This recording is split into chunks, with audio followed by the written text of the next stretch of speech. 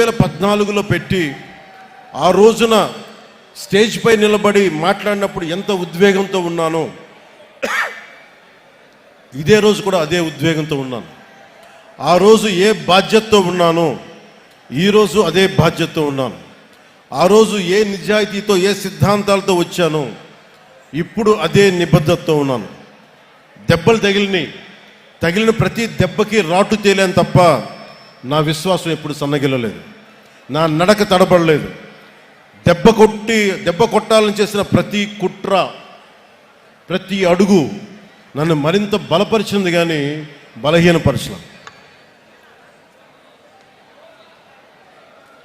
ఈ ప్రయాణంలో నాతో పాటు ఆ రోజు నుండి నేటి వరకు ఏ పదవి కోరుకోకుండా, గుర్తింపు కోరుకోకుండా అవిశ్రాంతంగా పనిచేసిన అన్సంగ్ హీరోస్, ఇందాక నేను చెప్పినట్టుగా you are the real heroes. మీరు నిజమైన హీరోలు.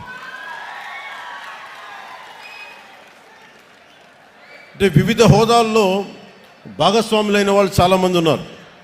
నిజాయితీతో మనమందరం కలిసి భవిష్యత్తు గమనాన్ని ఎలా మార్చచ్చు అని ఈ సుదీర్ఘమైన ప్రయాణంలో నిరూపించారు.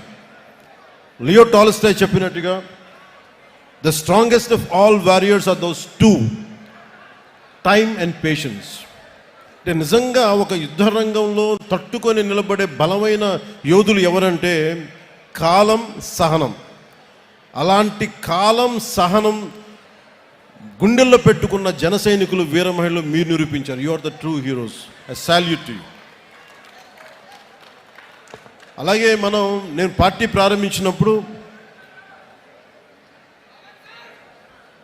ప్రారంభించినప్పుడు నేను ఏ రోజు కూడా ఊహించలేదు నేను పని చేసుకుంటూ వెళ్ళిపోదాను.